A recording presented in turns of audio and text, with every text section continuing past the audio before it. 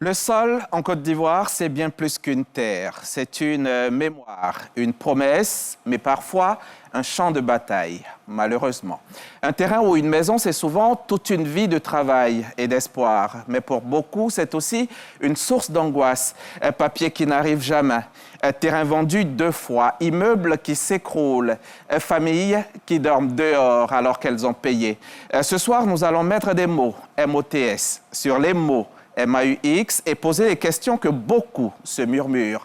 Le ministre de la Construction, du Logement et de l'Urbanisme a accepté notre invitation. Il est avec nous. C'est donc Bruno Nabagné-Koné que RTI 1 reçoit ce soir, ce mercredi soir exceptionnellement, en lieu et place de mardi soir.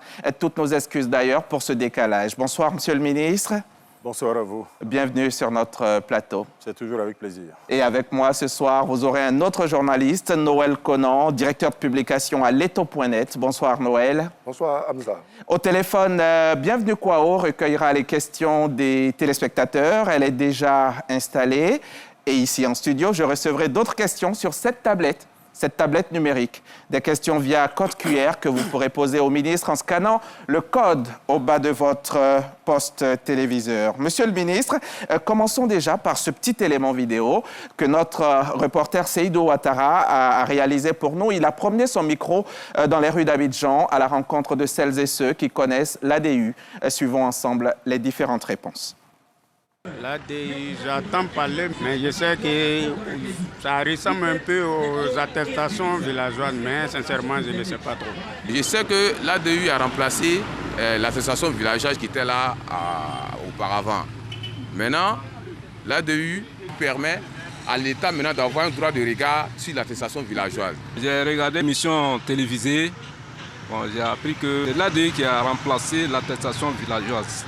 Franchement, pour être honnête, je n'en sais pas trop là-dessus. Je n'ai pas trop d'informations sur l'ADU, mais ce que je sais, c'est que vu que concernant les terrains, il y a eu tellement de problèmes dont l'État a décidé maintenant de pouvoir avoir une visualité sur les terrains. L'ADU a un caractère légal, c'est en matière du domaine foncier. Lorsque vous acquérez un terrain, alors, il faut cette attestation-là pour prouver que le terrain vous appartient. L'ADU, à ma connaissance, c'est une attestation villageoise, voilà, qui est donnée comme un premier document dans la procédure d'obtention d'une attestation de concession définitive, qui est ACD. L'ADU, vraiment, c'est un truc que je ne sais pas. Je ne sais pas ce que c'est. L'ADU, l'attestation du droit d'usage. Monsieur le ministre, vous allez nous dire ce que c'est. Mais avant, je voudrais vous faire remarquer que nous sommes en simultané sur RTI 1, sur le digital et bien sûr sur Radio Côte d'Ivoire. Nous sommes écoutés partout en Côte d'Ivoire et à travers le monde. Alors, monsieur le ministre, l'ADU, qu'est-ce que c'est? Merci Hamza, merci à la RTI qui nous donne cette opportunité de communiquer avec les Ivoiriens. L'ADU, certaines des personnes interviewées ont correctement répondu à la question. L'ADU remplace en réalité l'attestation villageoise. Peut-être pour comprendre un peu le cheminement, faut-il faire un petit rappel historique. Entre 1960 et 2002, la pratique c'était la lettre d'attribution qui donnait droit à un arrêté de concession provisoire qui, lui, débouchait à l'époque sur un ACD. Et entre 2002 et 2013, les choses ont un peu changé, mais la lettre d'attribution est demeurée. Après la lettre d'attribution, il y avait, comme avant, un arrêté de concession provisoire qui débouchait sur un certificat de propriété foncière. Voilà. Et depuis 2013, l'État a décidé d'éliminer ces actes intermédiaires, donc de passer directement d'un document attestant de la propriété coutumière sur une parcelle pour aller directement à l'ACD. Donc ça a été l'attestation villageoise. L'attestation villageoise qui, depuis 2013, est donc utilisée pour accéder à la propriété foncière en milieu urbain. Il se trouve malheureusement que depuis quelques années, nous avons fait le constat qu'il y avait beaucoup de problèmes liés à cette attestation, problèmes en particulier liés aux attributions multiples qu'il y avait sur une même parcelle. Et il faut comprendre que l'attestation villageoise est délivrée uniquement par les communautés villageoises, signée par le chef de village. Donc sans visibilité de l'État. L'État ou les structures en charge de la gestion du foncier, notamment le ministère de la Construction, n'est informé de l'existence d'une attestation villageoise qu'au moment où le demandeur vient à nos guichets faire la demande d'accéder.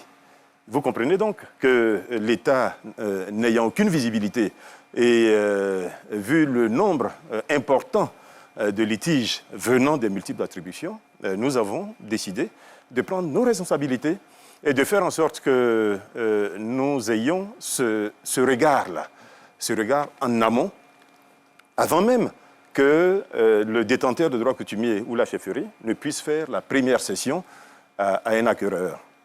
Donc, la procédure a été complètement remodelée.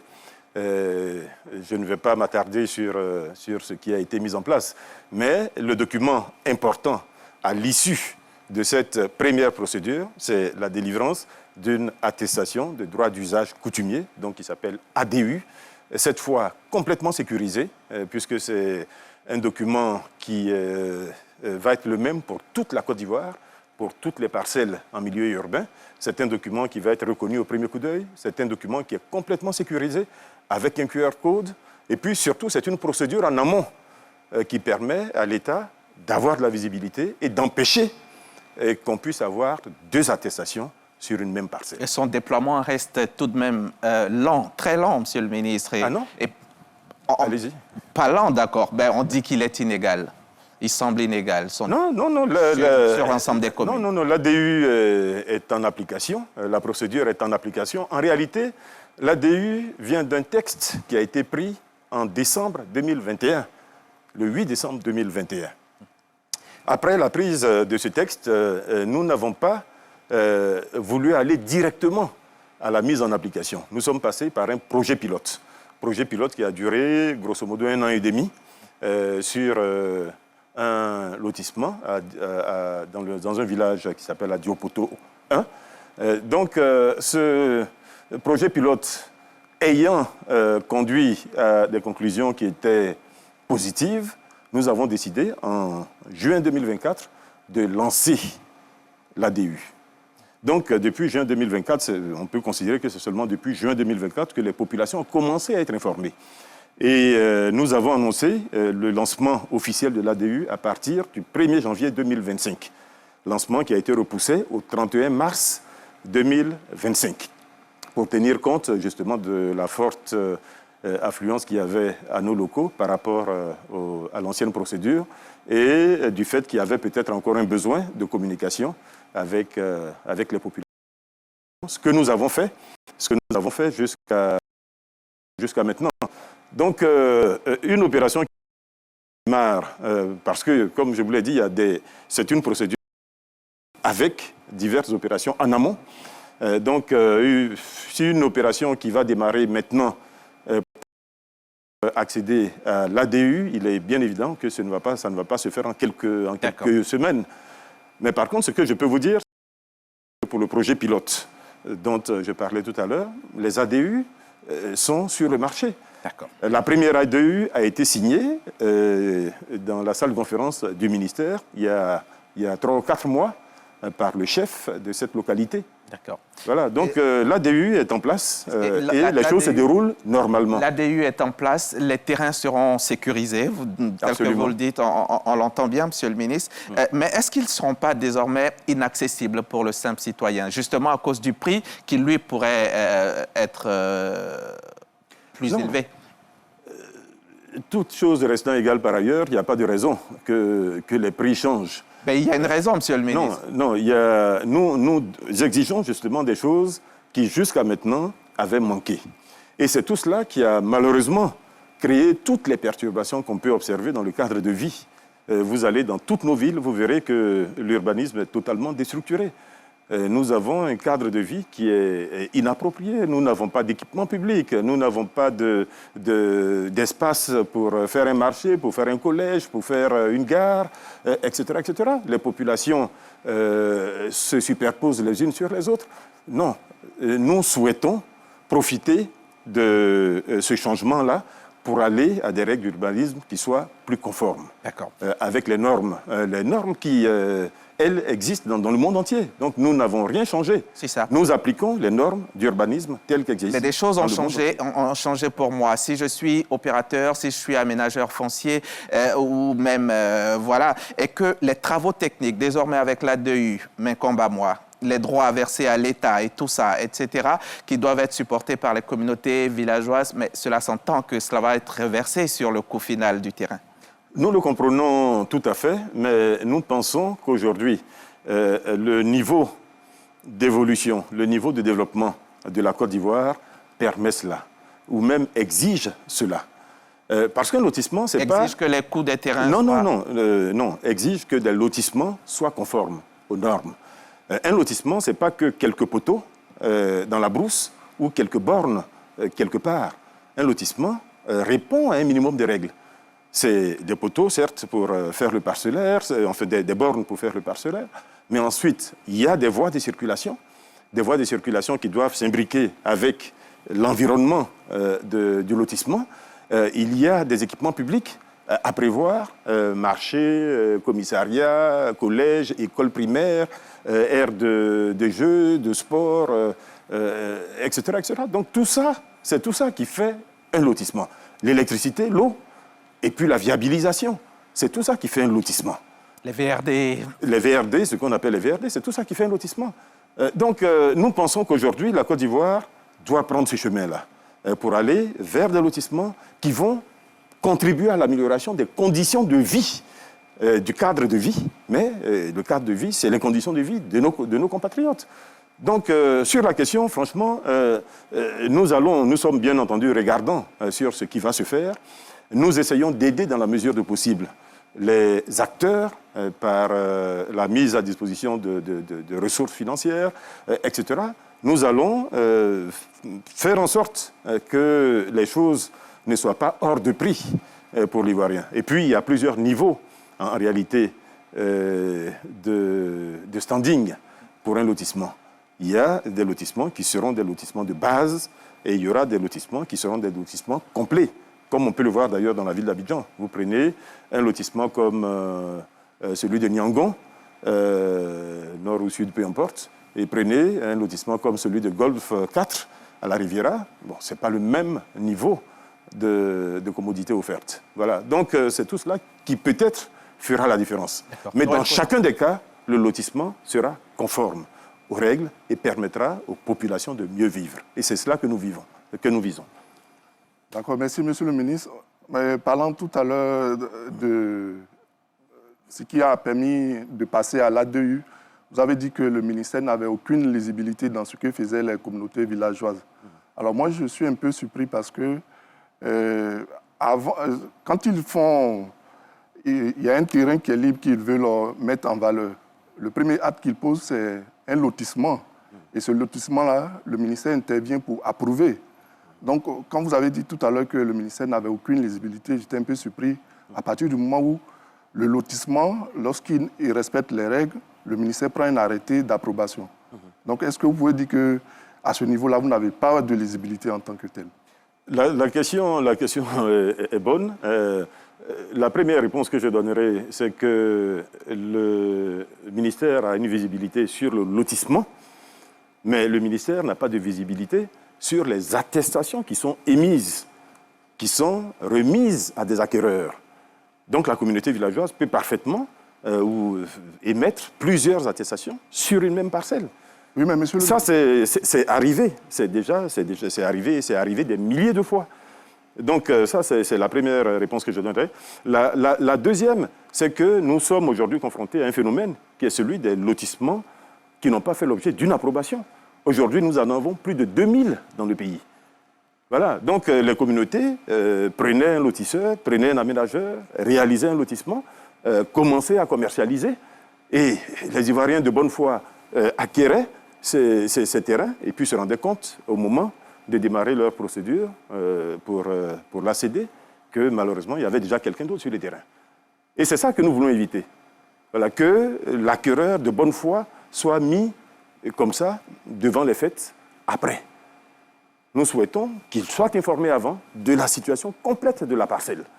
Et c'est ce que l'ADU permet.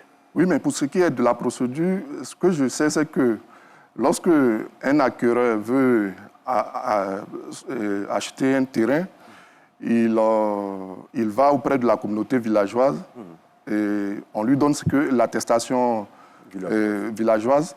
Ensuite, il va au ministère pour s'assurer que c'est bien son nom qui est inscrit dans le guide, puisque le ministère aussi détient un guide à votre niveau là-bas.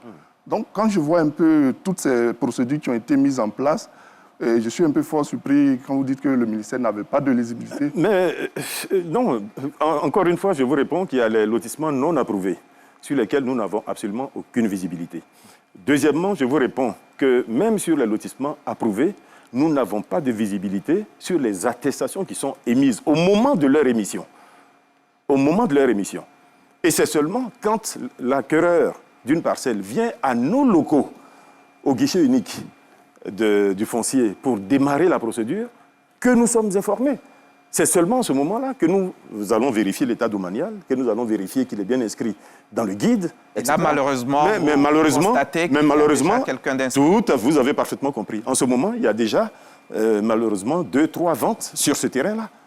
Et souvent, malheureusement, nous-mêmes avons déjà émis un ACD sur ces terrains au moment où le troisième acquéreur arrive. D'accord. Voilà. Et c'est ça que nous voulons éviter. D'accord. Monsieur le ministre, les ACD, justement, comment les ACD s'acquièrent? Dans quel délai? Et qu'est-ce que vous faites pour lutter contre la prolifération des faux ACD? Ben justement, l'ADU, c'est l'une des réponses qui est apportée. C'est l'une des réponses qui est apportée, ce n'est pas la seule. Plusieurs réponses ont été apportées, c'est toutes les réformes que nous avons faites ces dernières années. Avec l'identifiant unique des parcelles, avec le référentiel géodésique commun désormais, avec le SIGFU qui a été mis en place, le système intégré de gestion du foncier urbain, avec la réforme des lotissements qui a été mise en place avec l'autorisation de lotir, qui est maintenant la première étape de cette procédure qui conduit à l'approbation d'un lotissement, etc., etc. Nous pouvons vous citer comme ça une quinzaine de réformes qui ont été menées et qui permettent aujourd'hui de sécuriser complètement le titre définitif qui va être émis. Vous nous assurez ce soir... L'ACD, pour répondre complètement à votre question, l'ACD c'est quoi? L'ACD c'est le titre de propriété définitif que l'État vous délivre pour dire que, M. Hamza, désormais, vous êtes définitivement propriétaire de telle parcelle, à tel endroit, dans tel lotissement, etc. Voilà. Désormais, il n'en existe plus de faux. L'ACD, c'est ça. Il n'en existe plus de faux, on n'en connaîtra plus des histoires avec des faux ACD ou des ACD. Vous savez, tout à l'heure, je citais toutes les réformes qui ont été menées. J'allais omettre les archives qui ont été complètement numérisées, parce que les archives étaient malheureusement l'un des points faibles également. Donc, tout ce qui relevait du ministère a été corrigé, et il y avait malheureusement cette faiblesse-là qui venait des attestations villageoises que nous avons définitivement corrigées avec l'ADU. Donc nous pensons désormais qu'il va être extrêmement difficile. Vous savez, il ne faut jamais dire que le risque est zéro. Vous savez, le transport aérien, c'est l'un des secteurs les plus sécurisés dans le monde, mais il peut arriver des concours de circonstances qui conduisent à un accident. Donc nous, ça va être la même chose. C'est-à-dire que tout est mis en œuvre pour éviter qu'il y ait un incident. Tout est mis en œuvre, aussi bien à l'extérieur qu'à l'intérieur, qu'à notre niveau. Donc, désormais, et puis même s'il y a un incident, désormais, on saura d'où l'incident est parti, qui en est l'auteur, puisque désormais, toute la chaîne est numérisée. De l'entrée chez nous, vous pouvez aller faire une demande, vous verrez que de l'entrée jusqu'à la signature de l'ACD par le ministre, qui est désormais également numérisée. Donc, toute la chaîne est numérisée. La procédure, c'est laquelle? J'ai mon terrain aujourd'hui, j'ai envie d'obtenir le titre définitif. C'est justement comme ça qu'il ne faut pas... C'est pas de cette façon qu'il faut raisonner. Vous n'avez pas votre terrain et puis vous cherchez à régulariser. Vous commencez par chercher un terrain dans un lotissement approuvé, qui a fait l'objet d'une approbation par l'État. Ça, c'est la première étape. Ensuite, vous vous rendez auprès de la communauté, vous achetez votre terrain avec la communauté. Ça ne va pas changer avec l'ADU, parce que beaucoup de gens ont craint que l'État ne s'immisce à nouveau. Non, vraiment, nous n'avons pas du tout cherché à faire marche arrière. Sur la vision du président de la République, M. Alassane Ouattara, c'était de donner ce pouvoir-là aux communautés villageoises. Donc ce pouvoir-là demeure, puisque ce sont les communautés villageoises qui continueront d'émettre, qui continueront de signer, qui continueront de délivrer à qui elles veulent les terrains qui sont dans leur ressort territorial.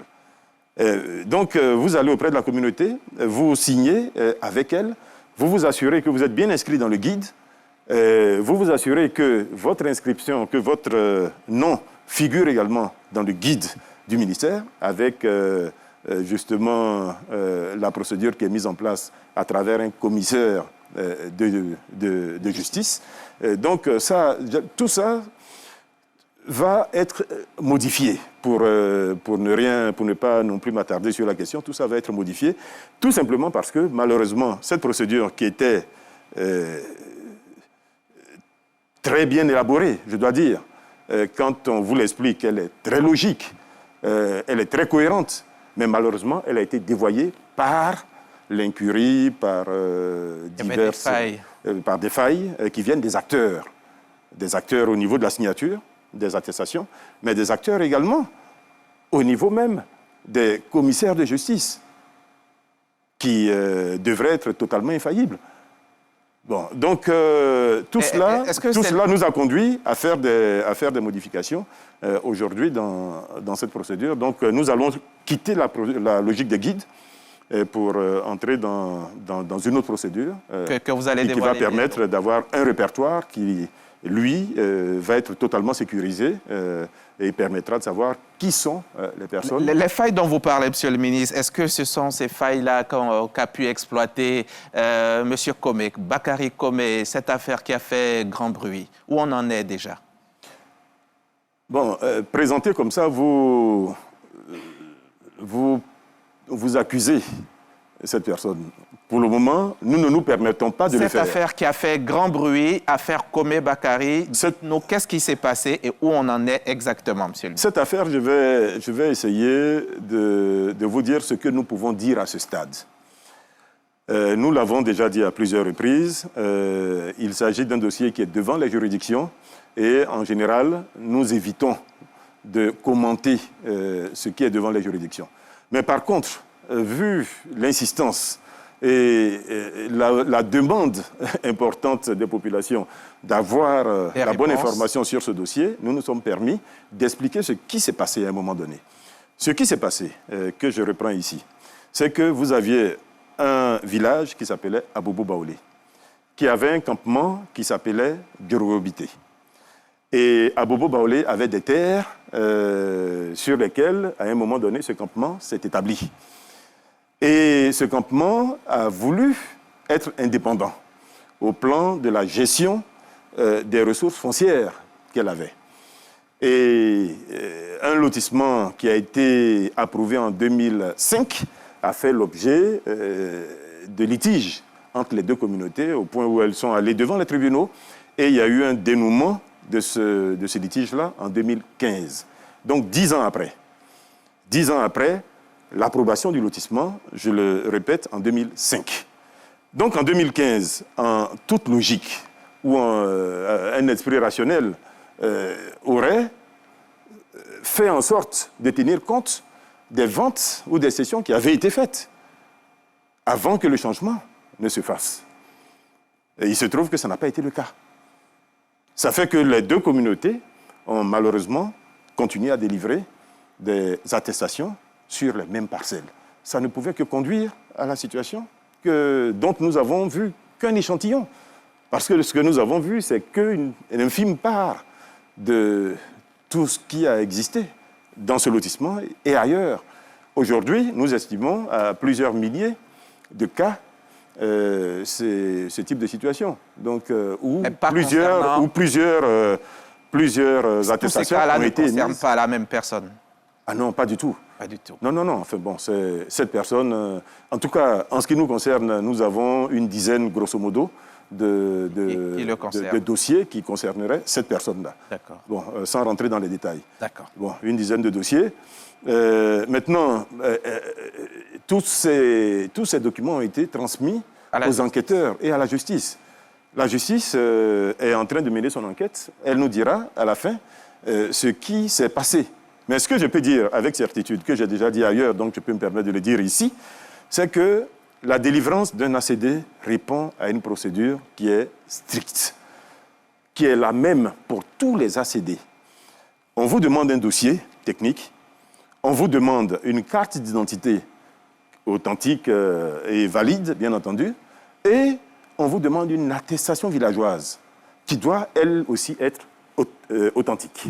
Donc signée par le chef de village de la localité concernée. C'est le cas.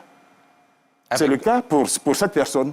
Tous les documents qui ont servi à la délivrance des ACD en question sont des documents, à nos yeux en tout cas, jusqu'à présent, parfaitement authentiques. Maintenant, il revient à la justice, encore une fois. Nous n'avons pas, nous, le pouvoir de trancher définitivement sur une question comme celle-là. Et c'est l'avantage d'être dans un état de droit. L'administration agit selon des règles. Et quand il y a des litiges. Et quand il y a des litiges, ben, le justifiable peut aller devant les tribunaux. Et un tribunal peut décider de casser une décision administrative. C'est déjà arrivé plusieurs fois. Donc voilà, nous nous en tenons aux décisions définitives qui sont prises par les instances judiciaires. Allez-y. Oui, moi, concernant ce cas spécifique, je continue mes enquêtes, mais pour ce que j'ai eu à découvrir, ça abonde dans le même sens que vous avez dit. Hein. Je pense que beaucoup de choses ont été dites sur les réseaux sociaux, publiées par certains qui disent qu'ils connaissent le dossier. Mais ce dossier Diorogobité est vraiment délicat. Et la question que j'ai voulu vous poser, je crois que lors de vos interventions par le passé, vous avez dit qu'un chef qui s'amuserait à signer 1, 2, 3 attestations villageoises, il sera poursuivi. Et dans le cas de Diorogobité, je n'accuse pas un chef, mais pour ce qu'on a eu à constater, c'est qu'il y a eu plusieurs attestations signées par des chefs là-bas, soit des attestations signées par des chefs antérieurement et remises en cause par le chef en exercice. Et ce constat-là, lorsque vous l'avez fait, est-ce que vous avez pris des décisions à l'encontre des autorités coutumières qui ont signé ces nombreuses attestations sur une même parcelle? Non, je dois dire que nous nous contentons de traiter les dossiers qui nous sont soumis selon les règles, selon les procédures qui sont en vigueur. Et donc, quand un dossier est complet, il est traité. Et quand d'autres dossiers arrivent, qu'ils soient complets, qu'ils soient incomplets, ils sont rejetés. Maintenant, il appartient à celui qui est concerné d'aller porter plainte. Ce n'est pas à nous, ministère de la Construction, de le faire. Je ne sais pas si vous me comprenez. Oui, mais monsieur le Voilà, puisque c'est celui qui a été lésé, c'est celui qui a payé de l'argent pour avoir ce terrain. C'est celui qui a payé de l'argent à une communauté. Donc, s'il n'a pas son terrain, puisque nous, on aura rejeté son dossier, mais c'est à lui d'aller porter plainte. Et je vous dis qu'il y a des milliers de cas. Et ces personnes-là, nous les incitons à porter plainte contre les personnes à qui elles ont payé de l'argent. Parce que si vous avez payé de l'argent pour avoir un bien ou un service en retour, que vous ne l'avez pas, mais vous subissez un préjudice et vous êtes parfaitement en droit de poursuivre la personne qui vous a fait subir ce préjudice. Monsieur le ministre, vous êtes parfaitement en droit de le faire. Venons-en au lotissement. Donc nous invitons les populations qui sont dans cette situation à porter plainte. Venons-en au lotissement sauvage, monsieur le ministre. Pourquoi il prospère? Ils ont prospéré sans doute parce qu'il y avait cette faculté donnée aux communautés villageoises de réaliser des lotissements villageois sur des terrains qui relèvent de leur localité.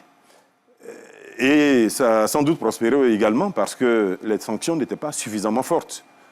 Je peux dire aujourd'hui que, nous avons renforcé les sanctions. Aujourd'hui, c'est des peines de prison entre 2 mois et 2 ans. pour quiconque réalise un lotissement irrégulier.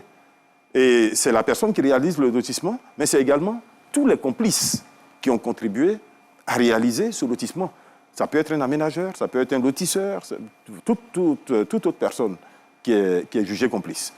Et nous avons mis en place, si vous avez suivi notre actualité dernièrement, nous avons renforcé les missions du guichet unique du permis de construire, qui est désormais guichet unique du permis de construire et du contrôle urbain. Donc, ce guichet unique va désormais étendre ses activités au contrôle des lotissements également. Jusqu'à présent, il ne faisait que le contrôle des constructions neuves. Maintenant, ça va être le contrôle des lotissements. Et si quelqu'un est pris en faute, il subira la rigueur de la loi. On a les réserves foncières, Monsieur le ministre, les réserves foncières destinées aux écoles, aux hôpitaux qui, malheureusement, souffrent de déclassement abusif. Non, il n'y a pas de déclassement abusif, ça je peux vous le dire avec force. Nous avons tous les jours des demandes qui sont refusées. Nous avons toujours des demandes qui sont refusées. Puisqu'un déclassement doit faire... Qui demande? Les maires? Voilà, il faut un avis d'un maire. Je me suis permis à Mans, dernièrement, nous y étions pour les journées portes ouvertes, et je me suis permis là-bas de lancer un appel justement aux maires.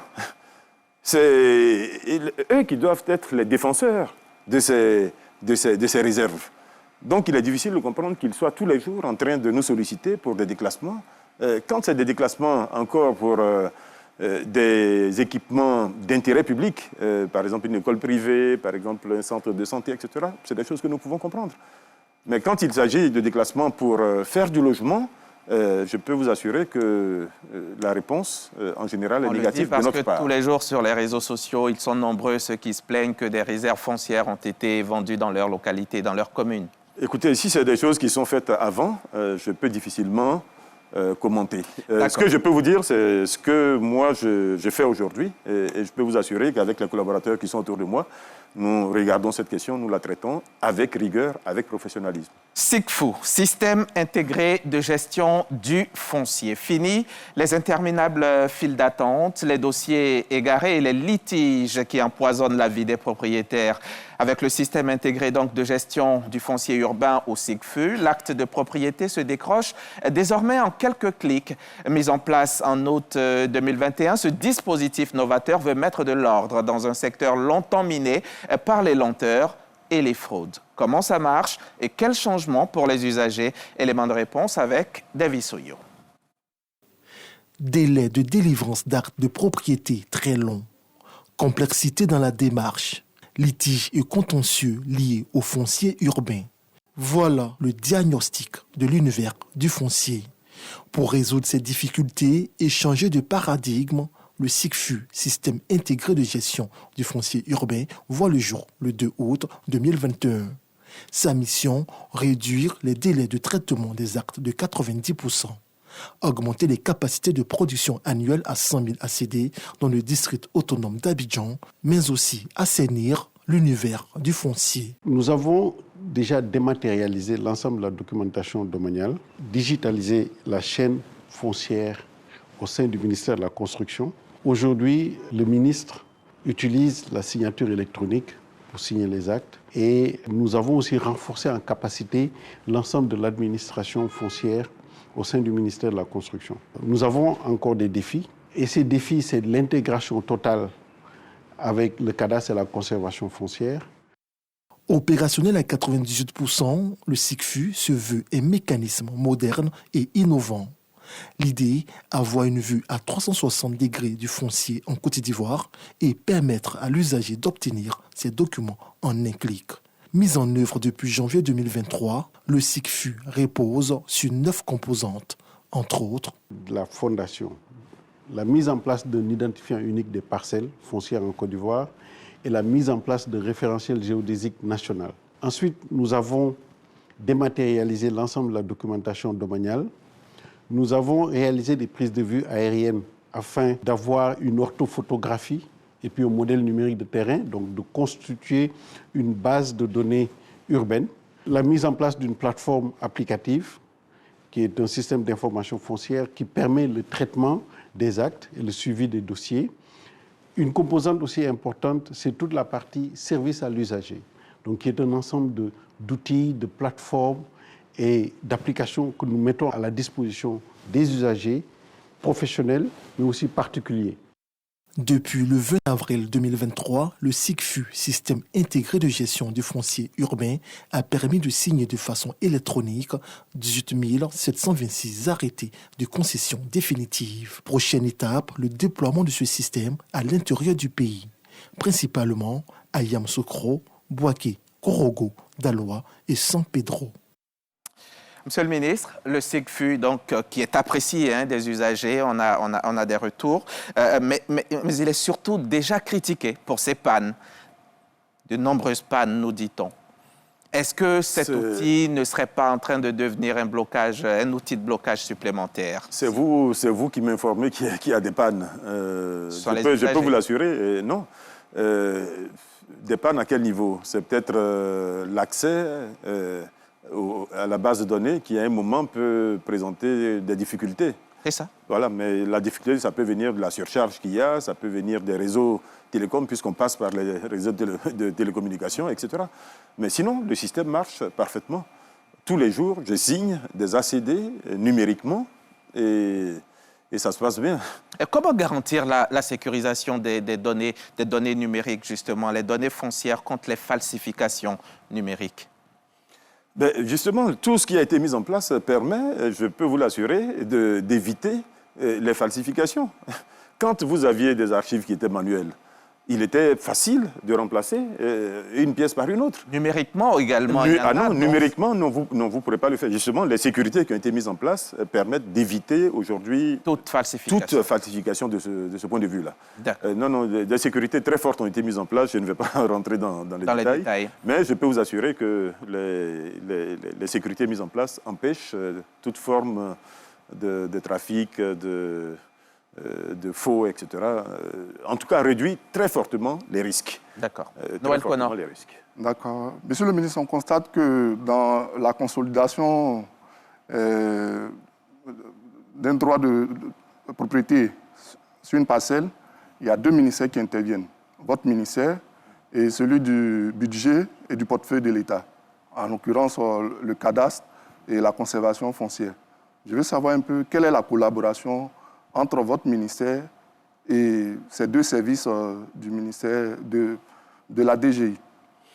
La collaboration se passe très bien. Nous avons mis en place justement un groupe de travail commun, dans le cadre de la gestion de la chaîne foncière. Et tous les jours, nous interagissons avec le ministère en charge des finances et du budget à travers le cadastre et la conservation foncière, qui sont deux partenaires clés de la chaîne foncière. Je dois d'ailleurs vous dire qu'il y a le ministère des Finances et du Budget, mais il y a d'autres ministères qui sont également impliqués.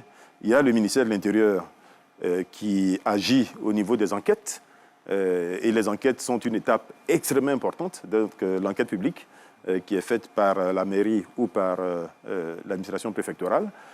Et il y a le ministère de l'Assainissement qui agit au niveau de ce qui s'appelle l'avis d'assainissement, donc qui permet de dire si une zone est constructible ou pas, s'il y a des réseaux d'assainissement, etc., etc. Donc tout cela donne un avis avant même l'approbation du lotissement. Et ensuite, effectivement, quand nous avons une demande, un état domanial, une demande donc, de titre est adressée à la conservation foncière, après ce qui s'appelait à l'époque le bornage contradictoire, mais qui va aussi changer dans la nouvelle procédure avec ce que nous appelons le titrement massif. Nous pourrions en parler. Donc, le bornage contradictoire fait par le cadastre, on débouchait ensuite à l'immatriculation de la parcelle, et c'est cela qui permettait qu'un ACD soit signé. C'est pour ça que quand nous avons des accusations du type oui, il y a plusieurs ACD sur la même parcelle, ou bien on m'a volé mon terrain avec un faux ACD, ce n'est pas possible. Parce que tous ces acteurs-là sont indépendants les uns des autres. Chacun traite de la façon la plus rigoureuse, la plus professionnelle à son niveau, et ne donne pas suite quand il y a un problème. Donc quand l'ACD revient Quand la demande d'immatriculation revient avec une réponse positive que la parcelle est immatriculée, c'est seulement là qu'un ACD peut être délivré au demandeur. C'est d'ailleurs tout ça aussi qui explique les délais. Parce que nous entendons aussi des gens qui se plaignent de la longueur du traitement, etc. C'est parce qu'il y a plusieurs acteurs. Il faut que tous ces acteurs-là travaillent de façon totalement convergente, collaborent de la meilleure façon. C'est ce que nous essayons de faire. Mais chacune des étapes peut prendre du temps parce qu'il s'agit de vérification, il s'agit de contrôle. Et le titre de propriété, une fois qu'il est émis, il faut qu'il soit définitif. Et c'est ça qui nous pousse à être aussi rigoureux à chacune des étapes, donc à prendre le temps nécessaire à chacune des étapes également. D'accord. L'adressage des rues, Monsieur le ministre, où on en est exactement? L'adressage, je dois d'abord dire que c'est l'un des projets dont je suis le plus fier dans cette fonction-là. Parce que, vous savez, notre pays a fait plusieurs tentatives par le passé. Je ne vais pas rentrer dans le détail, mais qui malheureusement ont conduit à des échecs. Et cette fois-ci, nous avons créé les conditions du succès de l'opération. Et aujourd'hui, je peux considérer que c'est un succès. Parce qu'aujourd'hui, il faut savoir que la ville d'Abidjan a été divisée en 5 zones. Pour 4 des zones, c'est-à-dire tout Abidjan Sud, donc Port-Boué, Koumassi, Marcory, Trècheville, c'est fait. Toutes les opérations sont achevées, c'est-à-dire les enquêtes, le pochage, la toponymie, et aujourd'hui la pose des plaques. Donc tout ça est terminé. Le plateau, c'est terminé. Atekoubé, c'est terminé. Adjamé, c'est terminé. Cocody est en cours. Au niveau pose des plaques. Les commandes des plaques sont passées pour Abobo et Anyama. Et il ne reste plus aujourd'hui que Yopougon, où nous sommes en attente de la décision du Conseil des ministres, puisque désormais, c'est le Conseil des ministres qui, en dernier ressort, valide les toponymes. Donc les noms donnés aux voies de circulation. Et, voilà. Et nous sommes en attente de ça uniquement pour Yopougon aujourd'hui. Et dans l'intervalle, nous avons démarré les opérations dans un certain nombre de localités de l'intérieur du pays. Aujourd'hui à Yamsokro, Korogo, Daloa. Les opérations se passent bien là aussi. Nous sommes encore au début de l'opération, donc au stade des enquêtes et du pochage. Il y a les rues et il y a les numérotations des domiciles aussi. Oui. Dont beaucoup ne comprennent pas la logique. Je vais essayer, cette question nous est souvent posée, je vais essayer de l'expliquer facilement. Vous savez, nous sommes dans un environnement urbanistique qui est encore très dynamique. Nous n'avons pas l'ancienneté ou l'historique, par exemple, d'une ville comme Paris ou d'une ville comme New York, où les choses sont relativement figées. Vous partez, vous revenez, vous allez voir que le numéro 10, il est toujours au numéro 10. Alors que nous sommes ici dans un environnement qui change tous les jours. Aujourd'hui, vous avez des cours communes qui vont se transformer en immeubles. Vous avez des immeubles anciens qui vont être démolis pour être remplacés par des villas qui sont remplacées par des cités, etc., etc. Donc, nous avons pris en compte ce qui est justement proposé pour ce type d'environnement. C'est une numérotation qui est appelée... c'est une numérotation qui permet de retrouver un lieu par rapport à la distance qu'on parcourt pour y arriver. Donc, c'était plus simple que de prendre une numérotation séquentielle qui fait 1, 2, 3, 4, ainsi de suite. Enfin, les nombres pairs à droite, les impairs à gauche. Bon, c'est ce qui se fait dans les environnements qui sont complètement stabilisés. Mais dans notre environnement, ça a été une erreur d'aller sur ce type de numérotation parce que très rapidement, ça allait être chamboulé. Très rapidement, on allait se retrouver avec des bis, des terres, des quaterres, etc. Et plus personne n'allait se retrouver. Donc nous avons préféré partir sur une numérotation qui est simple, qui permet, avec la distance, de retrouver un numéro. Et ça ne va pas changer. Si vous êtes au 70, ça veut dire que vous êtes 70 mètres après la rue principale qui accède à votre domicile. Vous êtes à 70 mètres. Donc, quel que soit le changement qu'il y aura, vous serez à 70 mètres.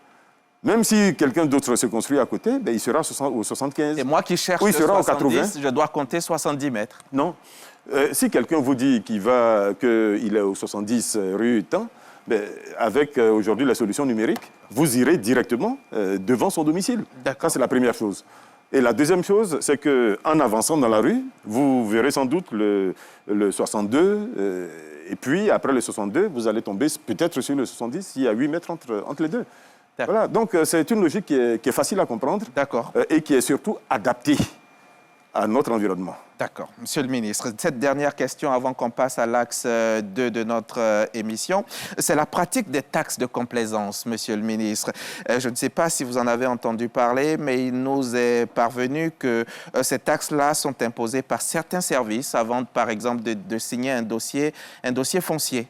Vous en avez connaissance, monsieur le ministre? Je ne sais pas ce qu'on peut appeler une taxe de complaisance. C'est-à-dire certains propriétaires fonciers, par le biais, par exemple, d'aménageurs, sont carrément dépossédés d'une vingtaine, d'une trentaine et même d'une cinquantaine de lots au moment de faire approuver un site. Par exemple, soi-disant pour faire accélérer le dossier. Vous n'en avez pas encore entendu parler? Franchement, si ça existe, ça veut dire que ce n'est pas officiel.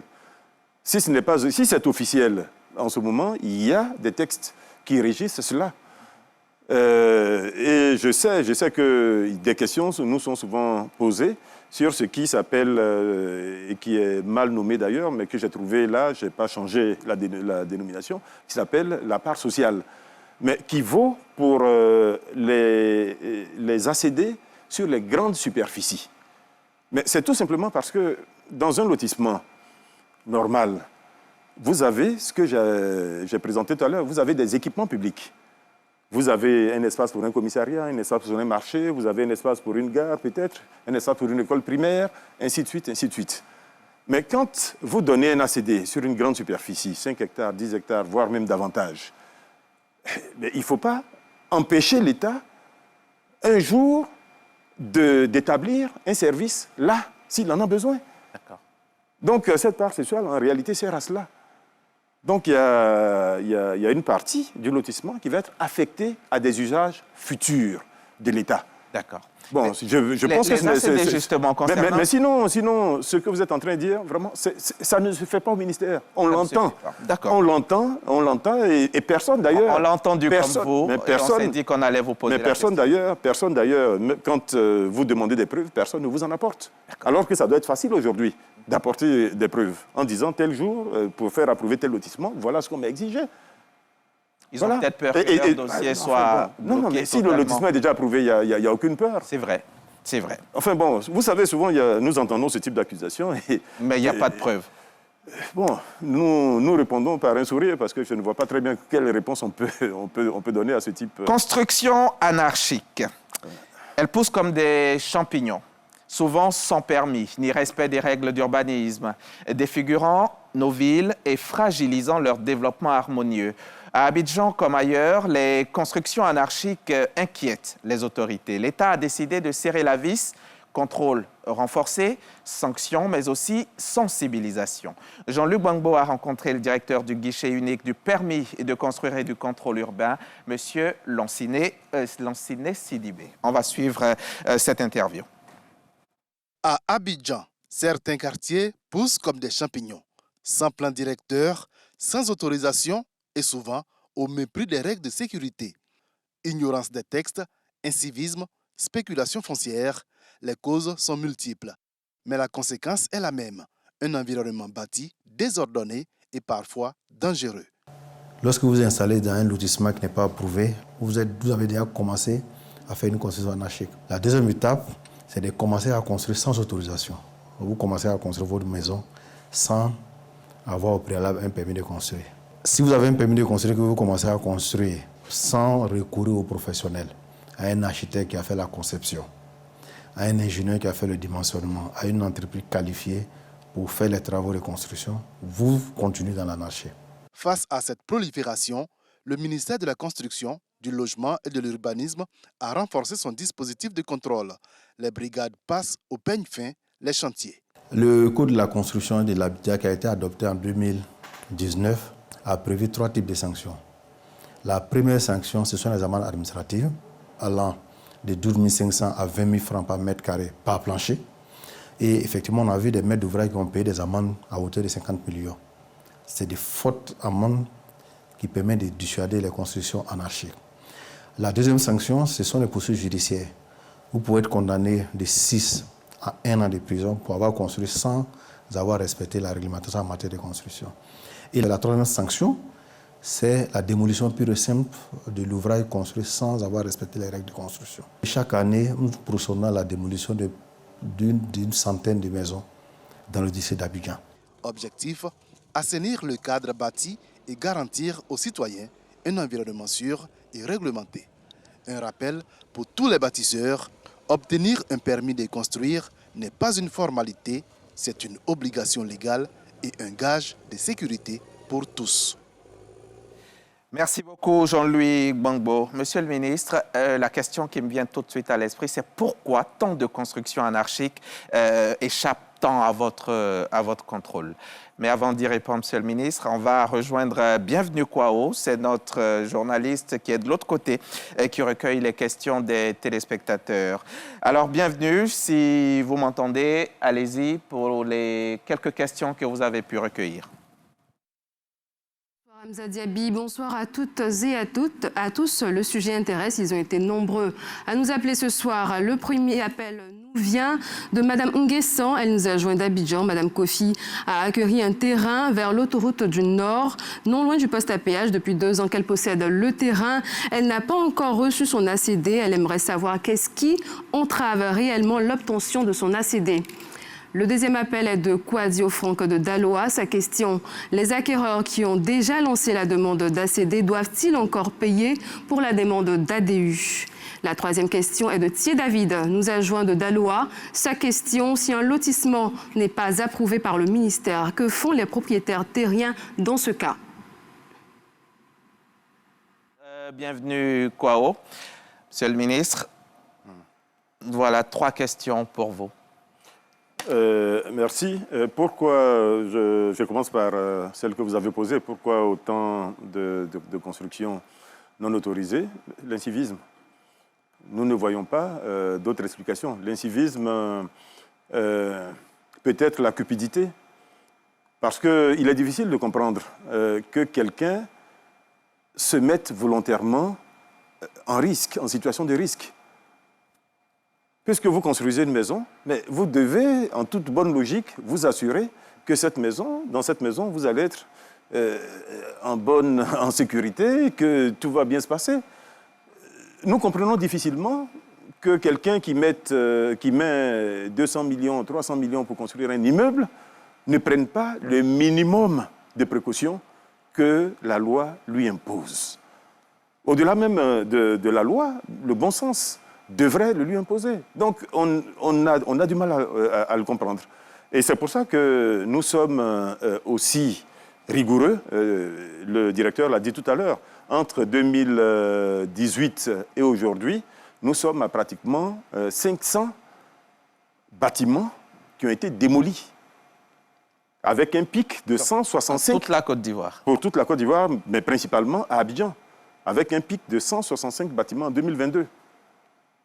165 bâtiments ont été démolis en 2022. Bon, et chaque fois et aujourd'hui même encore, j'ai signé des autorisations de démolition. Aujourd'hui encore, pour des bâtiments qui sont à risque. Comment ça se fait, monsieur le ministre? Sur Adjamé. Comment ça se fait qu'ils arrivent à un tel niveau avant d'être détruits? Bon, vous savez, un bâtiment, premièrement, un bâtiment ne s'est pas forcément construit dans les derniers mois. Il y a des gens qui ont démarré un bâtiment il y a 20 ans, il y a 30 ans, et qui sont encore en train de l'achever. Donc, nous nous rendons compte au moment où il y a des personnes qui travaillent sur le chantier. Donc, souvent, c'est des bâtiments anciens, parce qu'ils ont été crépis, on a le sentiment qu'ils viennent d'être construits. Mais souvent, c'est des bâtiments anciens. Bon, et je peux vous assurer qu'aujourd'hui, nous démolissons même des fondations. C'est-à-dire que quand vous avez démarré et que vous n'avez même pas le minimum requis pour démarrer la construction, que nous nous en rendons compte, nous procédons à la démolition. Et ça arrive aussi. Donc, j'avoue, la tâche est énorme, mais nous pourrions être aidés par les populations. Si les populations faisaient preuve d'un peu plus de responsabilité. Est-ce qu'elles peuvent vous appeler? C'est quoi le numéro vert du ministère? C'est le 1378, j'espère que je ne me trompe pas. Le 1378, donc, qui est le numéro vert, qui est ouvert aujourd'hui, accessible. Et nous avons tous les autres contacts du ministère, le site web et tous les autres sur lesquels on peut parfaitement. Et nous avons effectivement souvent des dénonciations qui nous permettent d'agir, donc d'aller sur le terrain, de faire les vérifications nécessaires et, si c'est nécessaire, de procéder à la démolition. Voilà. 2 ans sans... Et cela a permis de réduire très fortement le nombre d'effondrements. On ne le voit pas parce que malheureusement, dès qu'il y en a un, ça crée beaucoup d'émotions. Mais nous avons connu 11 effondrements en 2020. 11 effondrements en 2020, ce n'est plus arrivé. Nous avons aujourd'hui maximum 2, 3. Et notre ambition, notre objectif, c'est d'être à 0 effondrement. Et nous pouvons parfaitement être à 0 effondrement. Oui. Parce que les bâtiments qui sont les plus à risque aujourd'hui, ce ne sont pas les plus complexes. Vous voyez bien la tour F qui est en train de se construire, qui est un bâtiment d'une complexité très grande. Mais qui se construit avec toutes les conditions de sécurité. Mais les populations disent avoir l'impression que les agents de contrôle ferment les yeux sur certains chantiers. Mais il faut les dénoncer. Vous savez, la Côte d'Ivoire est grande, Abidjan est grand. Je peux vous assurer que je fais le contrôle moi-même. Certains week-ends, je prends ma voiture, je me mets au volant et je tourne dans la ville pour m'assurer, pour voir les bâtiments qui poussent. Et éventuellement interpeller les collaborateurs qui sont là. C'est ça. Bon, ils m'entendent souvent là-dessus. 2 ans sans ACD, Monsieur le ministre. C'est le problème, la préoccupation de Mme Kofi. Vous savez, un cas posé comme ça, il est difficile d'y répondre. Je vous ai expliqué tout à l'heure la procédure qui implique 4 ministères. Est-ce que c'est un lotissement approuvé? Je ne sais pas. Si le lotissement est approuvé, est-ce qu'il n'y a pas déjà quelqu'un d'autre sur sa parcelle? Je ne sais pas. Donc, comme ça, au pif, on peut difficilement répondre à une telle question. Ouais. Si l'ACD, la demande d'ACD, c'est déjà payé, ça c'est quoi, Franck? Est-ce que l'ADU, il doit encore la payer? A priori, non. Si la demande est déjà introduite chez nous, surtout si la personne était déjà dans le guide villageois qui a été figé au 31 décembre ou au 31 mars, il n'y a plus d'autres démarches à faire. Voilà. Maintenant, si elle n'est pas dans ce guide, là, c'est une toute autre démarche qui est aujourd'hui régie par une circulaire qui a été produite le 1er avril 2025, donc, qui traite tous les cas anciens d'attestation qui n'avaient pas été traités avant le 31 décembre 2024. Donc, là aussi, difficile de... Et la dernière question de nos téléspectateurs, c'est si un lotissement n'est pas approuvé, que fait l'État? Nous sommes dans une opération aujourd'hui de régularisation, dans la mesure du possible, qui est très lourde. Et justement, pour arriver à la mener dans des conditions efficaces, nous avons décentralisé le traitement de ces opérations de régularisation. Donc aujourd'hui, nous avons des commissions départementales qui travaillent sur ces questions, qui remontent éventuellement au ministère les conclusions de leurs travaux qui permettent éventuellement de décider de la régularisation du lotissement ou pas. Mais ce sont des opérations très lourdes sur des lotissements généralement qui sont anciens, avec des populations qui habitent là depuis très longtemps et qui souvent ne voient pas l'intérêt d'acquérir un titre de propriété. Donc, il faut déjà les convaincre, il faut déjà leur expliquer, les sensibiliser et leur montrer l'intérêt qu'elles ont à le faire. Donc, nous le faisons, mais sur une masse qui est très importante parce qu'il s'agit de lotissements qui ont été malheureusement accumulés depuis 30-40 ans. Très, très longtemps. Noël Conan. D'accord. Monsieur le ministre, je vais vous poser 2 questions. Allez-y. Voilà, je vais aller un peu rapidement. Concernant le respect du code de l'habitat, tout à l'heure, vous avez souligné un point important, c'est que les citoyens se doivent de le respecter. Mais je vais vous soumettre un cas concret qui se passe actuellement à Biétry, où vous-même, vous avez signé un arrêté de dérogation qui lui permet, normalement dans la zone, c'est R+1. Mais votre arrêté permet à ce particulier-là de construire R+12. Mais ce qui s'est passé, c'est que le permis de construire ne lui appartient pas. Donc, la question que j'allais vous poser, est-ce que le permis de construire est cessible? Ça, c'est la première question. Maintenant, dans le permis de construire, il devrait occuper 60% de l'espace. Dans votre jargon, on appelle ça 60% du COS. Mais cet opérateur occupe 100% de cet espace. Et le chef d'antenne de la zone a été interpellé par les riverains, mais cet opérateur continue à construire impunément. Donc, voilà un cas que je vous soumets qui est flagrant, mais l'opérateur continue de construire. La deuxième question concerne les lotissements, je vais dire, les approbations de lotissement, plan de lotissement, un lotissement qui existe, mais vous prenez un arrêté d'approbation de redressement, je crois que c'est le thème, redressement ou régularisation. Il y a un cas concret aussi à Mputo. Là-bas, il y a eu un arrêté que vous avez, le ministre Mamadou Sanogo a pris à l'époque, un arrêté pour régulariser ce lotissement-là. Mais il savait qu'ils ont déformé cet arrêté-là en faisant un autre plan sur le premier arrêté qui a été approuvé. Est-ce que cela est possible? Bon, vous posez des questions qui sont difficiles, tout simplement parce que, encore une fois, la complexité de la matière foncière fait que, pour chacun de ces dossiers, il faut nous apporter toute la documentation que vous avez. J'ai les éléments de preuve là. Voilà. Donc, et surtout, il faut que nous prenions le temps de regarder, de vérifier, de comprendre. Et c'est seulement après cela que nous pouvons donner une réponse, qui soit une réponse complète. D'accord. Maintenant, pour essayer de donner, pas une réponse forcément, mais une explication possible à ce qui a pu arriver. Dans le premier cas, vous savez, la décision a été prise à un moment donné de densifier certains quartiers. Densifier certains quartiers pour réduire le coût des VRD, donc le coût que l'État supporte aujourd'hui pour apporter de l'eau, de l'électricité, des équipements publics, réaliser des ouvrages d'assainissement, etc. Nous avons, donc ça c'est une première explication. La deuxième explication, c'est réduire le coût unitaire de l'occupation d'une parcelle, parce que ça permet, par exemple, à 20 personnes d'occuper une parcelle sur laquelle il y avait une personne. C'est le cas, par exemple, si vous allez aujourd'hui en zone 4 à Marcory, vous allez voir que des villas sont remplacées par des R+12. Et c'est pour ça, d'ailleurs, qu'il y a des dérogations. Tout simplement parce que nous avons pris le temps de procéder à la modification ou à la révision des règles d'urbanisme de hauteur. Et ce qui est en cours.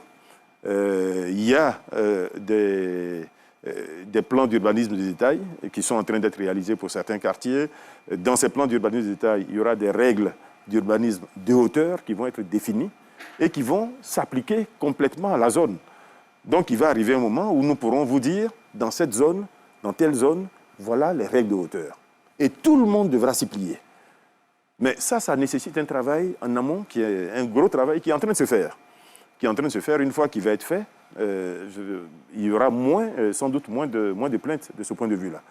Puisque des zones qui étaient en R+1 seront peut-être en R+5, en R+6, en R+12, comme à Marcory, on peut le voir. Donc, dans le cas d'espèces, si nous avons tous les éléments, on pourra vous répondre. C'est la même chose pour les autres éléments. Vous avez parlé du coefficient d'occupation donc du sol, le COS, qui varie également d'une zone à l'autre. Et pour lequel également, nous sommes amenés à donner une dérogation. Donc, dans le cas d'espèces, je ne sais pas. Est-ce que la dérogation l'indiquait? Si ça indiquait 60% ou 100%. 60%, mais il est à 100%. Bon, donc là, c'est le contrôle, c'est la brigade de contrôle qui peut, puisqu'elle a cette mission de vérifier l'application, la bonne application de la dérogation qui a été délivrée ou du permis de construire. Donc, si la construction n'est pas conforme au permis qui a été délivré, on fait arrêter les travaux. Les permis de construire, monsieur le ministre, il y en a des faux, on peut en trouver des faux. Bon, pour le moment, on ne nous a pas remonté de faux permis. Bon, vous savez, il y a le permis de construire, mais aujourd'hui, nous imposons surtout le panneau de construire. Vous pouvez voir de plus en plus de panneaux qui sont affichés devant les chantiers.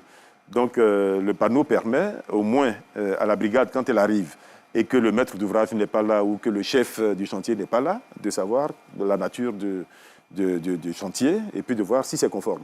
Donc on peut procéder à des contrôles, même en l'absence du permis qui a été délivré. Et l'assurance chantier obligatoire? Nous y travaillons. Enfin, l'assurance chantier, elle est déjà obligatoire. Oui, elle est obligatoire. Non, elle est déjà obligatoire. Non, elle est obligatoire. Vous savez... Mais est-ce qu'elle est réellement appliquée sur le terrain? Quand nous exigeons un permis de construire et que nous exigeons le recours à des professionnels, en réalité, c'est une façon d'imposer ce qui est dans la loi. Tout simplement parce qu'un professionnel, architecte, ingénieur conseil, ne va jamais enfreindre la loi. Il ne va jamais vous accompagner dans un projet qui est illégal. Et c'est pour ça que nous imposons cela. C'est dans la loi. Ce n'est même pas nous qui le disons. Le recours à un architecte, c'est dans la loi. C'est obligatoire pour tous les projets de construction réalisés en milieu urbain. Et même le recours à un ingénieur est également obligatoire. C'est nous qui avons fait un petit bémol en ne l'imposant que pour les constructions au-delà de R+2, pour éviter justement de mettre une pression trop forte sur ceux qui font juste une petite villa, etc. Donc au-delà de R+2, nous exigeons cela. Mais un ingénieur, et nous avons d'ailleurs travaillé en 2024 sur la mise en place d'un ordre des ingénieurs et des ingénieurs conseils, justement pour avoir un meilleur contrôle là aussi du travail, sur le travail qui est fait par ces personnes-là, qui sont très importantes dans le circuit de construction et qui, jusqu'à maintenant, ne disposaient pas d'un ordre. Donc aujourd'hui, il y a un meilleur contrôle sur ceux qui font les travaux, il y a un meilleur contrôle sur la formation, il y a un meilleur contrôle sur les travaux même qui sont exécutés. Donc un ingénieur peut être sanctionné si il a fait des travaux qui ne sont pas conformes aux normes. La tour F du plateau, oui. État des lieux, où on en est, monsieur le ministre? Ben, les travaux avancent bien. Les travaux avancent bien. La structure est... Il y a beaucoup de retard. La structure est achevée. Vous savez... Des retards et des surcoûts. Enfin bon, je vous laisse la responsabilité de ce que vous êtes en train de dire. Je vous demande. Non, je vous laisse la responsabilité de ce que vous êtes en train de dire. Ce que je peux noter, effectivement, c'est qu'il y a eu des retards pour beaucoup de raisons. La Covid a entraîné des retards. Il y a eu également un moment des hésitations au niveau du niveau définitif que la tour devait... On sera à combien? Aujourd'hui, c'est la forme initiale, donc celle avec 76 niveaux, donc R+75, plus une flèche au-dessus, donc de 400, qui va permettre d'atteindre la hauteur de 421 mètres. Bon, donc c'est ce projet qui a en définitive été retenu. Vous savez, ce genre de projet, il faut plutôt saluer le fait que ce travail a été fait jusqu'à maintenant sans incident. Sans incident. Je peux vous assurer que c'est une prouesse pour ce type de construction, surtout en environnement complètement urbanisé. Donc c'est vraiment une prouesse qu'il faut saluer. J'en profite pour féliciter toutes les équipes qui travaillent, qui sont nombreuses, qui travaillent sur ce projet, et les 2000 Ivoiriens qui travaillent sur ce projet, qui apprennent à partir de ce projet et qui demain pourront travailler. Vous avez un délai de fin de projet? Aujourd'hui, je vous l'indiquais, la structure béton où le gros œuvre est achevé. Nous pensons qu'il faut compter encore jusqu'à fin 2026 pour tout le second œuvre. À l'intérieur, et comme c'est quand même un immeuble important qui va servir en partie ou totalement à l'administration, il faudra l'équiper. Donc nous pensons qu'on peut éventuellement envisager une occupation de cet immeuble à partir de la mi-2027. Entre fin 2026 et mi-2027. D'accord. Comme nous sommes au plateau et qu'on parle des tours, je pense à la pyramide. Qu'est-ce qui est prévu pour la pyramide? La pyramide, le projet, il est prévu qu'elle soit rénovée. La pyramide, depuis les changements qu'il y a eu il y a quelques années et qui ont créé le ministère en charge du patrimoine, la pyramide, le dossier pyramide a été transféré à ce ministère-là. Donc, je peux difficilement vous en parler, mais le projet était déjà qu'il soit rénové, et surtout qu'il soit rénové dans son format actuel. Il était décidé de le rénover sans trop le modifier pour garder cette image d'icône de la ville d'Abidjan. D'accord. Axe 3 de notre émission, Monsieur le ministre. Quelle réponse à la problématique du logement? Il nous reste malheureusement très peu de temps. Les logements sociaux en Côte d'Ivoire, quel état des lieux? Là aussi, nous avons essayé d'avancer le mieux que nous pouvions dans un environnement qui était extrêmement difficile. Il est peut-être important de revenir là aussi à l'histoire ou à l'historique de ce projet. Ce projet, il a démarré en 2013. Il a démarré en 2013 et à l'époque, l'État souhaitait que ce projet soit réalisé par des privés. J'insiste là-dessus, par des privés. Donc, que l'État accompagnait avec des facilités. Facilités fiscales, réalisation des VRD primaires et puis la mise à disposition ou la facilitation de l'accès au foncier. Donc voilà ce que l'État accordait, qui permettait au privé de réaliser le projet. Mais le privé, donc, recherchait le financement, le privé construisait et le privé commercialisait. Vous convenez avec moi que dans ces conditions, il était difficile pour l'État d'atteindre l'objectif qu'il visait, c'est-à-dire faire en sorte que ces logements-là soient destinés prioritairement aux personnes ayant le moins de moyens. Puisque ce privé qui a financé, il cherchera à vendre le plus rapidement possible. Donc si M. Diaby vient lui proposer l'acquisition de 2 villas et qu'il a le chèque en face, il est tenté de prendre le chèque. Vous voyez, donc c'est ce qui s'est passé. C'est ce qui s'est passé et qui nous a conduit à faire cette réforme, là aussi importante, en 2023-2024, qui a consisté à maintenir, premièrement, le projet initial, donc ce qui va continuer à se réaliser avec, comme je l'ai indiqué, le privé. Donc cet objectif, c'est 150 000 logements. Donc, qui mais 2013-2023, on a attendu un peu trop longtemps, non, Monsieur le ministre? Je peux difficilement vous répondre là aussi. Bon, je n'étais pas là. Je suis arrivé, avec les équipes, nous avons fait nos analyses et nous avons décidé de procéder autrement. Donc, nous avons fait la proposition d'aller sur un projet qui désormais implique complètement l'État. C'est le projet, ce qu'on appelait le projet d'urgence de 25 000 logements, donc qui permet d'amorcer la pompe. Dans ce projet d'urgence, c'est l'État qui recherche le financement. C'est l'État qui réalise, c'est l'État qui fait des appels d'offres, qui sélectionne les constructeurs, qui supervise les travaux.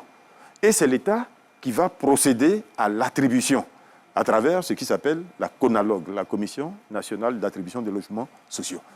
Donc là, effectivement, on peut atteindre désormais l'objectif qui était visé au départ, puisque c'est la CONALOG qui va définir premièrement les critères d'attribution et qui va ensuite procéder à la sélection des personnes qui seront les acquéreurs. Donc, et avec un mode d'accès qu'il est important là aussi de le dire, qui n'existait pas dans le premier cas de figure, parce que le premier cas de figure, c'était la construction-vente.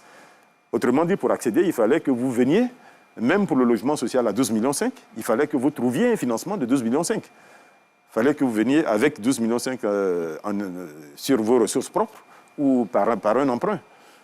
Aujourd'hui, nous avons la location-vente et nous avons la location simple. Donc, ils vont permettre là d'atteindre plus efficacement, plus facilement la cible qui était à l'origine visée par ce projet de construction de logements sociaux et économiques. Donc je peux dire que le projet avance bien puisque nous avons procédé à des lancements. avec Monsieur le Premier ministre, donc à la BAE de Yopougon, à Coupé-Zegui. D'autres sites ont déjà été retenus, notamment celui de la zone industrielle de Yopougon, celui de Yamsokro, de Boaké, de San Pedro, de Korogo. Donc c'est vraiment un projet qui est progressivement en train de... Ce sont des logements sociaux, mais on entend beaucoup de gens se plaindre que les vrais bénéficiaires, en fait, sont des boss, sont des... Je viens en réalité de répondre à cette question. Je viens de répondre à cette question en disant hier. Vous êtes en disant qu'il y a eu le projet ancien, c'est ça, où le privé avait été mis au centre et que ce privé, on ne pouvait pas l'empêcher de rentabiliser son investissement, malgré le soutien qui lui avait été apporté par l'État. C'est ça. Bon, et je vous ai indiqué la réforme qui a été faite, qui me paraît importante, avec la Conalogue, premièrement, et ensuite avec la location-vente et la location simple. Donc, les vrais bénéficiaires seront qui vont permettre cette fois vraiment d'atteindre la cible qui était visée. D'accord. Ouais. Les 25 000 logements, le programme, on en est où à l'heure qu'il est? Je viens là aussi d'en parler. À l'heure qu'il est. À l'heure qu'il est, la BAE a été lancée, les travaux ont démarré. À Coupé-Zegui, les travaux ont démarré. La zone industrielle de Yopougon, le financement est acquis, donc il reste à lancer les travaux en sélectionnant bien entendu le constructeur. Et Boaké et Yamsokro, le financement est acquis depuis grosso modo 1 mois. Et ça va être lancé aussi. Qui vont être lancés également. Et puis ensuite, comme je vous l'ai dit, il y aura Korogo et San Pedro. Et puis nous espérons vraiment essaimer à travers la Côte d'Ivoire ce projet-là. Conan Noël. D'accord. Monsieur le ministre, je vais poser encore 2 questions. Une première question sur l'ancien programme et une question sur le nouveau programme qui est en cours. L'ancien programme, il y a eu des promoteurs immobiliers très véreux qui ont grugé des milliers de nos concitoyens. Et ce qu'on a pu constater, c'est que des balises ont été posées par le ministère qui, normalement, ne devraient pas aboutir à ce que subissent nos concitoyens. C'est-à-dire que le promoteur, quand il vient, le ministère lui accorde un agrément. Donc, ça veut dire qu'il a la capacité financière, une moralité irréprochable. Et très souvent, on a constaté que le ministère même accompagnait ce promoteur-là. Il légitimait un peu ce dernier-là. Mais beaucoup ont grugé plusieurs de nos concitoyens et aujourd'hui, ils ont disparu dans la nature.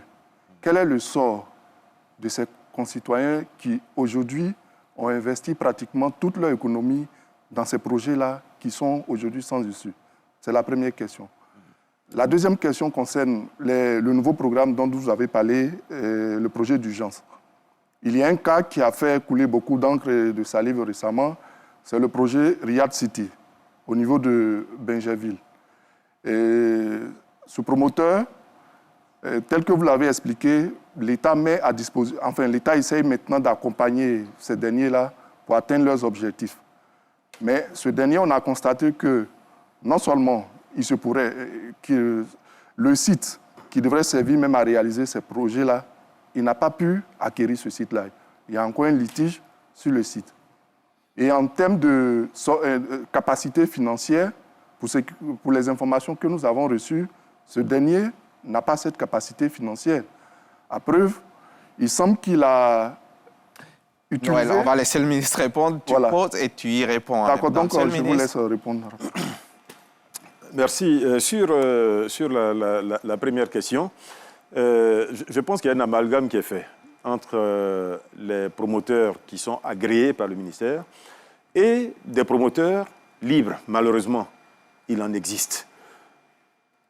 Parce que jusqu'à présent, la construction de logements était une activité, entre guillemets, commerciale. Vous pouvez, parce que vous avez des ressources, décider de réaliser une opération immobilière, mettre en location ou vendre, peu importe. C'était une opération commerciale. Mais par contre, nous exigeons, au-delà d'un certain nombre de logements, et le nombre est relativement faible, au-delà de 10 logements, nous considérons que c'est une opération. Donc nous exigeons dans ces conditions-là que vous obteniez un agrément un agrément promoteur, c'est important, et ensuite un agrément du programme. L'agrément, justement, permet de savoir qui est derrière le projet, quelles sont ses capacités, et de prendre des précautions, puisqu'il y a même une enquête de moralité qui est menée. Donc, tout cela a permis, justement, de sécuriser, en quelque sorte, l'investissement fait par les Ivoiriens. Et je peux vous assurer que ceux qui, aujourd'hui, sont dans un programme agréé avec un promoteur qui a obtenu un agrément en bonne et due forme, sont pratiquement sécurisés. Puisqu'il y a des mécanismes qui sont mis en place avec un compte séquestre qui permettent d'éviter justement que l'argent ne soit utilisé à autre chose. Maintenant, il y a, comme nous pouvons le voir, il y a eu des promoteurs, surtout par le passé, qui malheureusement ont été malhonnêtes, je pense qu'il n'y a pas d'autre terme, avec les acquéreurs et ont disparu. Mais c'est des promoteurs que le ministère ne connaît pas.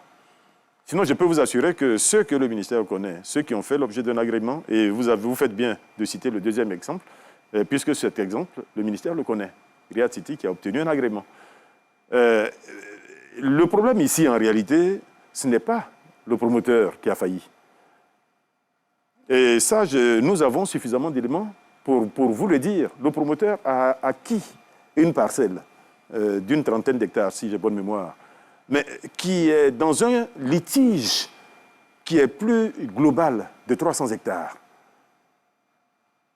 Ce qui ne lui a pas permis. Et le promoteur en question, il était de bonne foi. Puisqu'il a décidé, plutôt que d'attendre que l'État lui donne une parcelle, d'acquérir une parcelle avec un ACD. Et malheureusement, il y a ce conflit, il y a ce litige qui dure depuis, qui est devant les tribunaux, etc., donc qui l'ont complètement empêché d'avancer dans la réalisation de son projet. Et vous savez très bien comment on réalise un projet. Donc, en gestion de projet, quand vous avez des perturbations, des retards pour ceci, pour cela, qui ne sont pas dans le fil de la réalisation du projet, ben, il y a un moment où vous sortez de votre modèle. Donc, c'est ce qui est arrivé. Je peux vous assurer que les informations que nous avons sur ce promoteur sont plutôt de bonnes informations. Et puis, puisque ce promoteur a été soutenu par notre ambassadeur dans son pays d'origine, qui le connaît très bien. Tout ça, nous avons pris des précautions. J'ai reçu moi-même l'ambassadeur ici pour en parler. Donc, on ne peut pas dire qu'il y a eu légèreté sur ce dossier-là. Il y a un litige foncier. Et tant que le litige n'est pas réglé, malheureusement, bon. Monsieur le ministre, en gros, qu'est-ce qui est prévu pour ces souscripteurs depuis une dizaine d'années, par exemple, qui attendent d'être remboursés? Est-ce qu'il y a quelque chose qui est prévu? Je peux, encore une fois, je peux vous assurer que tous les souscripteurs qui sont dans un programme agréé et qui sont avec un promoteur qui a obtenu un agrément, ces souscripteurs-là peuvent être tranquilles. Je vous donne les chiffres. Sur le premier projet, donc celui de 150 000 logements, nous avons eu 76 000 intentions, on peut dire ça, de souscription, 76 000, mais à la fin, il y a eu à peu près 15 000 souscripteurs réels. Sur les 15 000, il y en a 7 100 qui ont demandé à être remboursés. Sur les 7 100, il y en a 4 000 qui sont aujourd'hui complètement remboursés. D'accord. Il s'agit d'une quinzaine de milliards de francs CFA, sur 22 à peu près, qui sont entièrement remboursés. Il y a à peu près 2 000 pour lesquels nous attendons les ressources, parce que les comptes séquestres sont gérés par la banque du promoteur. Donc il y a un moment où c'est la banque du promoteur qui doit nous mettre à disposition les ressources pour faire le remboursement. Et nous sommes en attente de ces fonds-là pour à peu près 2 000. Donc aujourd'hui, en traitement, réellement, nous n'avons pas grand-chose. Voilà, aussi bien en nombre qu'en montant. Et tous ceux qui demandent à être remboursés, ils seront remboursés. Ils seront remboursés. Mais en même temps, tous ceux qui restent dans le projet, je l'indique également, seront prioritaires dans le programme d'urgence de 25 000 logements. Monsieur le ministre, quelles sont les attentes des populations concernant les différents programmes de logements sociaux initiés par l'État de Côte d'Ivoire? On leur a posé la question. On va donc retourner dans les rues d'Abidjan avec Seydou Ouattara. Lorsqu'ils ont annoncé l'initiation des logements sociaux, tout le monde était content. Malheureusement, les citoyens lambda n'en bénéficient pas. Parce que ceux qui ont les moyens, qui souscrivent, bon, j'ai remarqué qu'ils sous-louent après plus cher. Je souhaiterais que le ministère de la Construction, grosso modo l'État, ouvre l'œil sur ce côté, mette un peu de rigueur. Nos attentes sont vraiment nombreuses. Voilà, parce que déjà, il faut dire que les logements, le coût des loyers est vraiment élevé. Donc si l'État vient nous aider en nous proposant des logements sociaux, il faut que ces logements soient vraiment à des coûts accessibles à tous. Voilà, parce que là encore, si le coût est élevé, ce n'est pas évident qu'on soit à mesure de les prendre. Jusque-là, ça revient toujours aux personnes qui ont les gros moyens. Parce que pour moi, il sera souhaitable que les gens vont s'inscrire auprès du ministère de la Construction pour pouvoir être des acquéreurs. Parce qu'actuellement, on va s'inscrire auprès des sociétés de construction, des sociétés immobilières qui construisent des maisons et puis qui essaient de revendre plus cher. Bon, par exemple, quand tu vas là-bas, on te dit de prendre en 2 tranches, 20% à l'achat et les 80% sur 2 ans. Bon, ça n'arrange pas du tout. Même si tu gagnes 500 000, 1 million par mois, tu ne peux pas. On attend ça depuis fort longtemps. Si le coût est bas, ça peut aller. La construction de logements sociaux, c'est une bonne initiative. En tout cas, si c'est fait de façon générale, dans presque toutes les villes, je pense que ça peut arranger la population. Monsieur le ministre, vous avez entendu les populations. Vous allez nous dire qu'est-ce que vous pouvez leur dire à tout cela? Non, les récriminations que nous avons entendues concernent justement ce qui s'est fait jusqu'en 2023, grosso modo. Je l'ai dit, à l'époque, la volonté était réelle de faire contribuer le secteur privé, surtout le secteur privé ivoirien. Donc c'était ça le projet, de faire en sorte que des Ivoiriens investissent dans le logement, apprennent et puis grossissent à un moment donné. Bon, il se trouve que malheureusement la mayonnaise n'a pas pris. Très peu de sociétés de l'époque ont réussi vraiment à construire le nombre de logements pour lesquels elles s'étaient engagées. C'est la première chose. Et la deuxième chose, comme je l'indiquais, c'était un mode de financement qui était relativement contraignant pour le promoteur. C'est le promoteur lui-même qui devait rechercher le financement et c'est le promoteur lui-même qui devait commercialiser. Dès lors que vous mettez ces deux choses-là ensemble, pour un acteur privé, vous ne pouvez pas vous attendre à ce qu'il fasse du social. Donc là, je suis obligé de parler un peu cash. On me dira que ce n'est pas politiquement correct, mais ça a malheureusement un peu dévoyé la vision qu'il y avait derrière ce projet. Et c'est ça qui a été corrigé en 2023, je le répète, c'est ça qui a été corrigé. Puisque désormais, nous avons la Commission nationale d'attribution des logements sociaux qui a été mise en place par décret. Dans cette commission, il y a une vingtaine de membres, même des représentants de la société civile qu'on y a mis. On a mis des représentants du ministère en charge de la solidarité, d'autres ministères, etc. Donc c'est vraiment une commission qui va travailler de façon indépendante pour définir les critères et puis ensuite déterminer qui sont les acquéreurs. C'est ça. Donc les choses seront plus transparentes et les logements vont aller aux personnes qui sont directement concernées. 3 questions, Monsieur le ministre, pour terminer. 3 questions des téléspectateurs. Monsieur Zogbe d'Orgelès nous dit que c'est normal est-ce que c'est normal qu'une personne construise un R+3 ou 4 à côté des habitations ou des maisons basses? Première question. Thio de Yamsoukro nous dit, Monsieur le ministre, nous qui avons les attestations villageoises, que devons-nous faire pour obtenir l'ADU? C'est la deuxième question. Et la dernière, pour ce soir, par code QR, c'est Monsieur le ministre, qu'en est-il de la suite des recensements des propriétaires de lots sur les lotissements non approuvés? Est-il encore possible de faire les recensements? Et on va terminer là-dessus.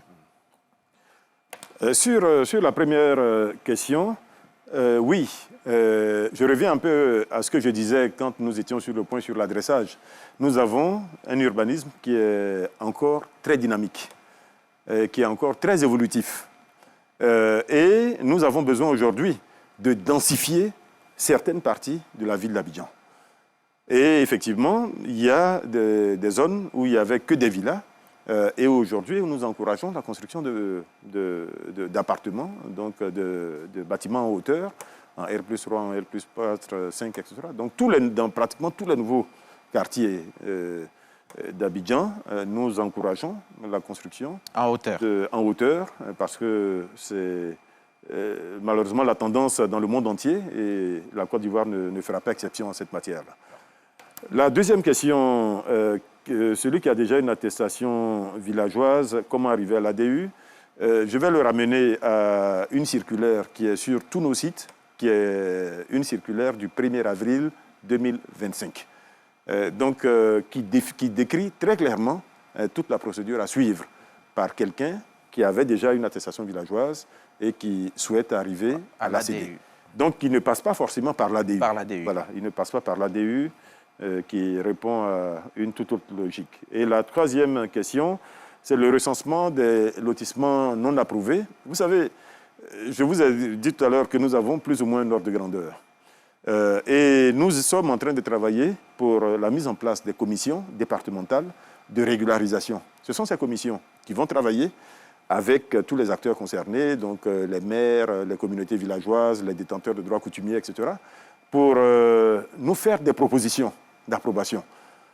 Et c'est sur la base des conclusions qui viendront de ces commissions-là qu'au niveau central, nous prendrons des décisions d'accompagnement de tel ou de régularisation, pour être plus précis, de régularisation de tel ou tel lotissement.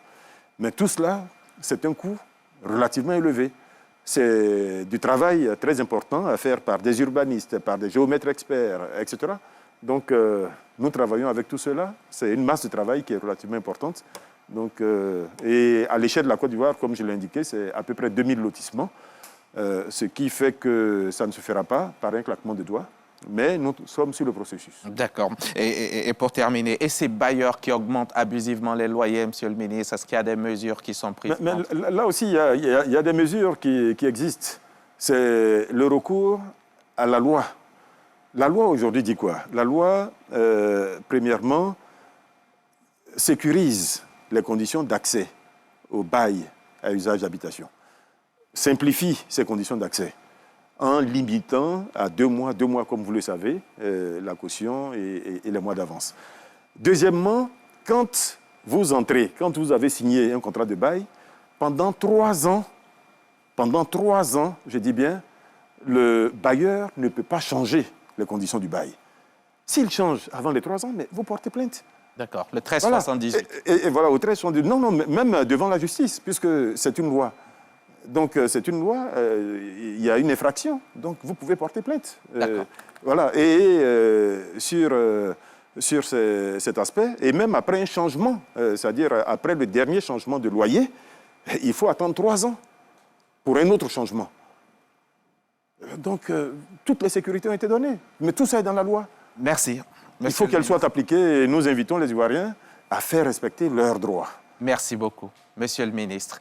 Merci, Noël Konan. Je vous remercie. Merci beaucoup. Merci d'être venu. Sauf si vous me permettez de faire une conclusion. Allez-y, mais en 20 secondes. Non, c'est vraiment, en 20 secondes, c'est rassurer les Ivoiriens. Et rassurer les Ivoiriens sur le fait que toutes les mesures que nous avons prises sont des mesures pour améliorer leur cadre de vie. Nous travaillons sur les règles d'urbanisme, nous travaillons sur le lotissement, nous travaillons sur le foncier, nous travaillons sur la construction, nous travaillons sur le logement, tout cela pour que l'Ivoirien, même le moins nanti, puisse se loger décemment, puisse être dans un cadre de vie qui soit plus agréable, qui soit plus harmonieux, qui soit plus efficace, etc. Et toutes les lois qui ont été mises en place ont besoin d'être connues, ont besoin d'être connues par les uns et les autres. Nous les invitons à aller sur nos sites et à comprendre leurs droits, à comprendre ce qui leur est accordé par l'État et éventuellement à se plaindre si leurs droits ne sont pas respectés. Merci. Merci encore de nous avoir invités. Merci beaucoup, Noël Conan. Le foncier, le bâti, le logement, ce ne sont pas des dossiers, vous vous en êtes rendu compte, ce sont des vies. Ce n'est pas seulement du béton et des papiers, ce sont des familles qui veulent vivre en paix, à l'abri et dans la dignité. Après ce débat, après cet échange avec le ministre de la Construction, du Logement et de l'Urbanisme qui, au quotidien, met en œuvre des réformes pour améliorer notre cadre de vie, une vérité demeure. Chaque terrain, chaque immeuble, chaque clé doit raconter une histoire de dignité. Merci à tous de nous avoir suivis. RTI 1 et Radio Côte d'Ivoire, toujours. Mon équipe, toujours. Belle équipe avec Aficiata Dosso Karamoko, ma rédactrice en chef. Awa Savadogo, ma réalisatrice. Bienvenue Kwao, Elvis Kamate, Marietta Langba, Afoué Sanogo, Brice Loukou et Regina Zogbo. Et bien sûr, toute la vingtaine de techniciens et autres collaborateurs. Bonsoir et à très bientôt pour un nouveau numéro de RTI 1 Reçoit.